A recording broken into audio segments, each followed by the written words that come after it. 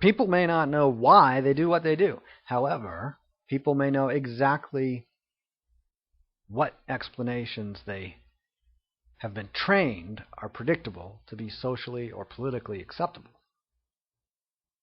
So when a person does not know why they're behaving in a certain way, one natural response is to presume that whatever socially popular explanations are the primary candidates that could fit. Even if other possible rationales are recognized, socially popular explanations may be the ones most assertively presented. When certain explanations are associated with receiving rewards and others with punishment or loss of reward, people may tend to provide after-the-fact explanations that they predict will be most rewarded and least punished. Further, even in contemplating future behavior, people may unconsciously select an action to take and then consciously resist taking the action until a suitable explanation is identified. In considering large changes, people may also take relatively small actions to test the results they generate.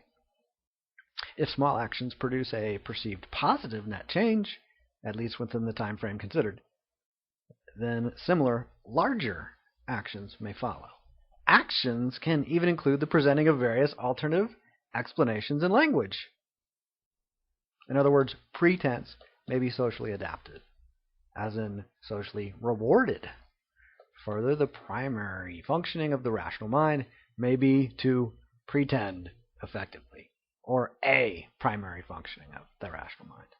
By pretending, I mean the identifying of socially adaptive linguistic rationalizations for past actions, or even planned actions. Such pretending is also the origin of modeling and prediction. It's a use of words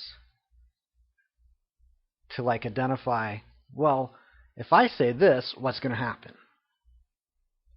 That's important initially for the vast majority of humans, at least. It's really important what explanations they give because we're brought up in cultures and in situations where we are asked to explain stuff. So it could be, for some of us, extremely important to develop skill at creating explanations that get rewarded.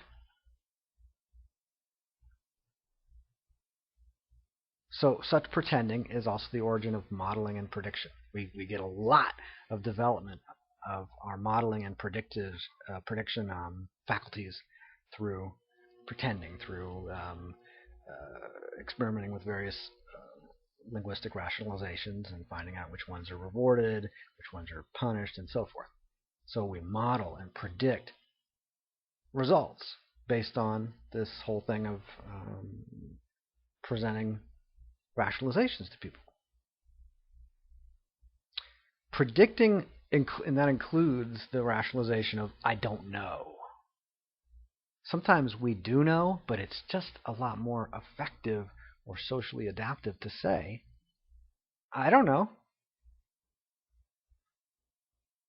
So, such pretending is the origin of modeling and prediction. Predicting the behaviors of others is socially adaptive because early in our lives, at least, if not throughout our lives, the behavior of others is part of the results and punishments that we're exposed to. So rationalizing is a pattern of behavior that may be predictable. It could be predictable that people are going to rationalize, and even how they're going to rationalize. As we pretend, we explore the consequences of various patterns of explaining action.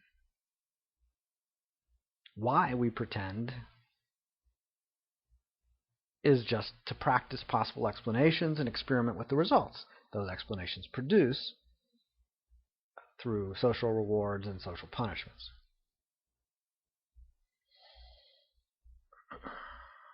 However, as a child grows into a mature adult, there's also the issue of predicting results that are not social. For instance, diet and nutrition, exercise produce results that are not inherently social, but just biochemical, for instance.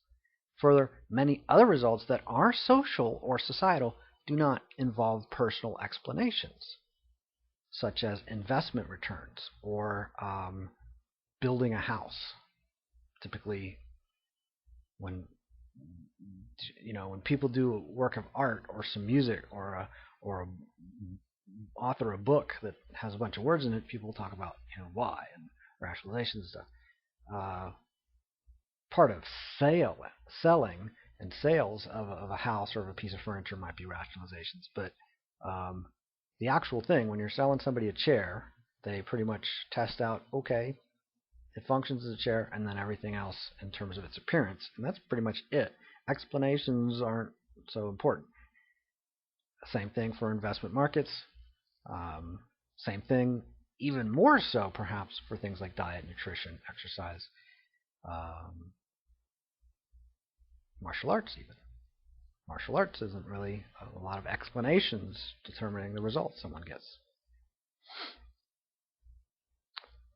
Football games, they don't ask explanations. You just go out, you do the thing, it's physical, and you get the results you get. So experimenting with how to best predict the results produced socially by various linguistic rationalizations, some or all of which could be pretenses, that experimenting is one instance of learning to predict results, which is the core of all learning. All learning is about learning to predict results.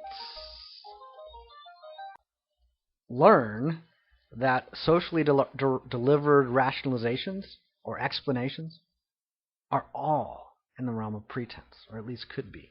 Pretending can be extremely adaptive. Next, we can pretend that other people's pretending is unpredictable. We can complain about it. I can't believe that happened.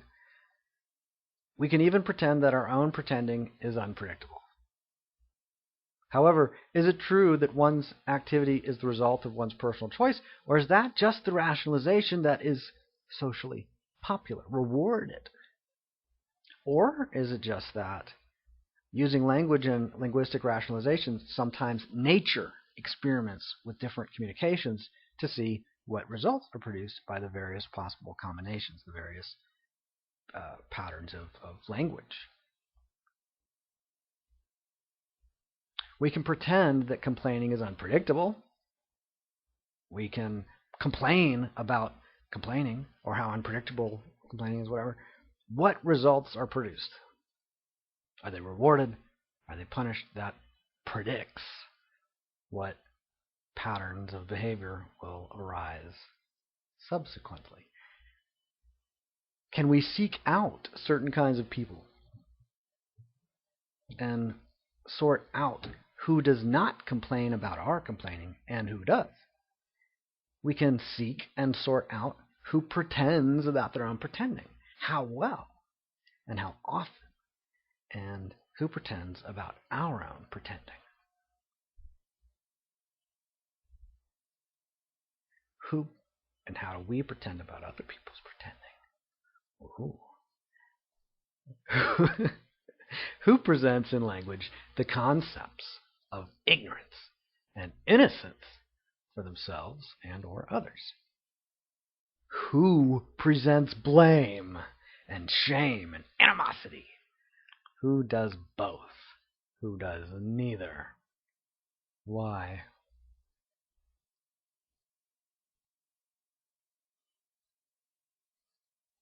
If you answer why, that could be pretense.